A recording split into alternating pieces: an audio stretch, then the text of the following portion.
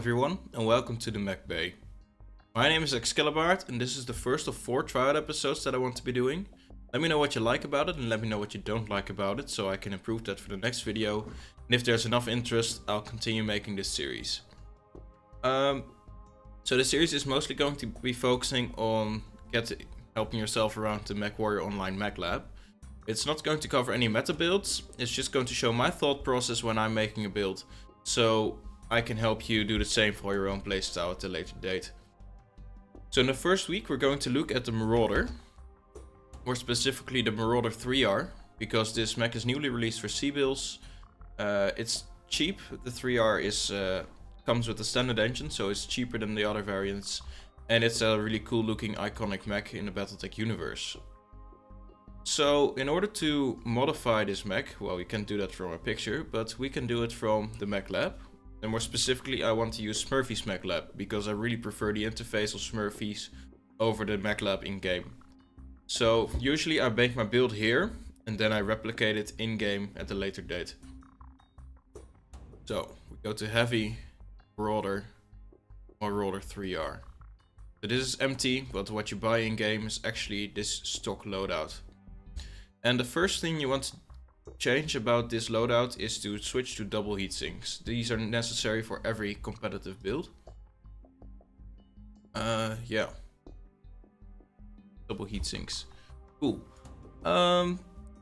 Next, I'm just going to remove every weapon that's already there, because we want to start with our own loadout.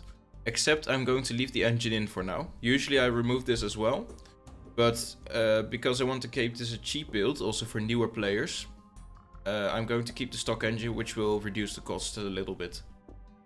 For inspiration about what I want to do with the rest of the mech, I'm going to look at the model. And in the model we see that there's a fairly high hardpoint in the right torso, which makes it really nice to snipe, because you can just poke over a ridge, see the enemy, shoot, and retreat into cover. So that makes me want to build this into some kind of a sniper kind of mech.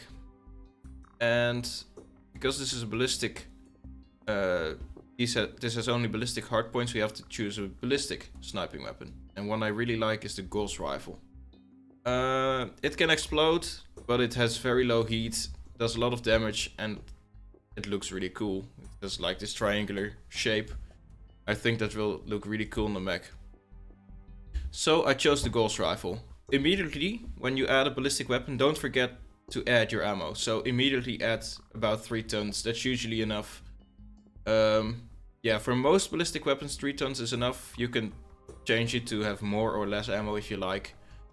But reach the middle ground, and from playtesting you can figure out otherwise. So this is always nice to start with. We have a Gauss rifle and a standard 300 engine.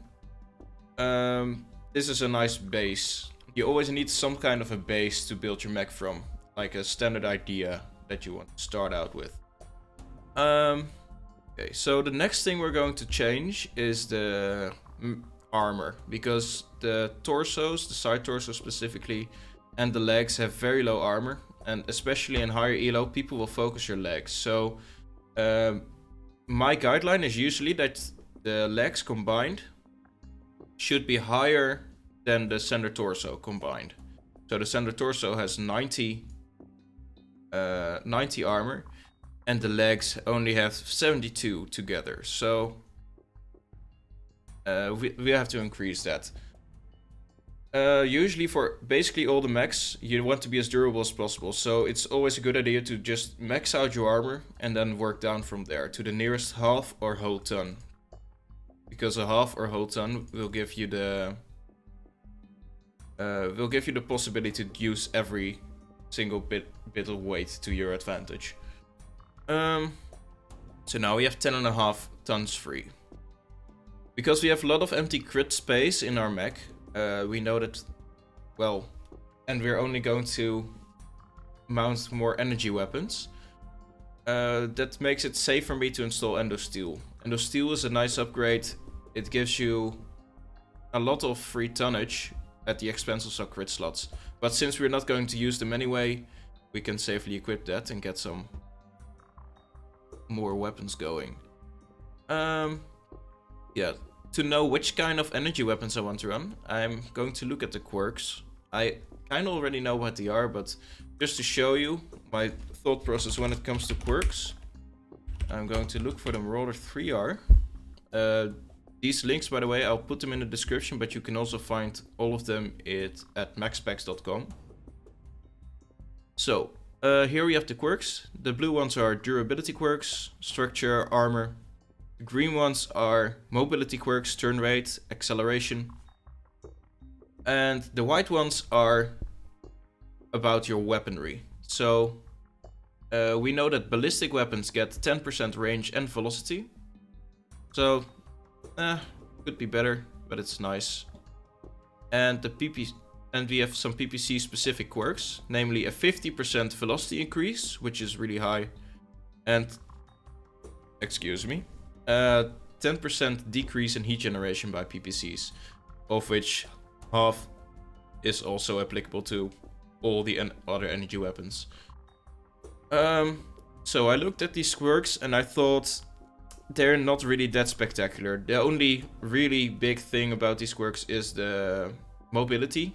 The mobility is really nice, and the PPC's usability, because PPCs are usually really slow, but the velocity buff makes them a lot easier to target with. But only a 10% heat generation reduction, and PPCs are really hot weapons to begin with.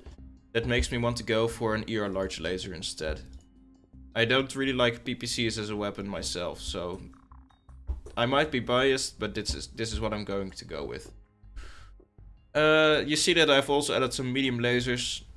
Since we had the free tonnage, I thought we'll add some more backup weapons for when enemy mechs get too close, for example the lights. And since we have only 33% cooling efficiency now, I think it's safe to add some double heat sinks to round it off. So this is already a nice build, except that we see there's still a lot of empty space. And after Endosteel, you can mount Ferrofibrous. Ferrofibrous is always worse than Endosteel, so mount Endosteel first. But if you have the tonnage left, the crit space left, make sure you can add FF as well. And that gives us 1.5 extra tons to play with. So we can mount AMS. AMS is a really nice choice because we can mount this and be safe from missiles. However, I think I prefer to just mount a little bit more heat dissipation to get this around 40%, which is a nice guideline to work towards. And since we have a half ton free, I could mount half a ton of ammo, but since we still have a lot more leg armor than is necessary, I think I'll remove some more leg armor and mount a whole ton instead. So this way we can just fire the goals repeatedly. We don't have to conserve our shots as much as we would with 3 tons of ammo. And that's basically our build already. So let me know what you like about the series. Like I said earlier, yeah. Before I go, I want to leave you with a challenge, because now I've mounted ER large lasers, but the quirks were specifically aimed towards PPCs. So my question to you is, how would you build your mech if you wanted to equip PPCs? And this, of course, the Gauss rifle and standard 300, that's the base of this mech. Let me know how you would implement PPCs in this mech, with or without backup weapons, it doesn't really matter. And leave that at the link I will show at the next screen. And with that, I think this episode is finished, and I hope I'll see you next week.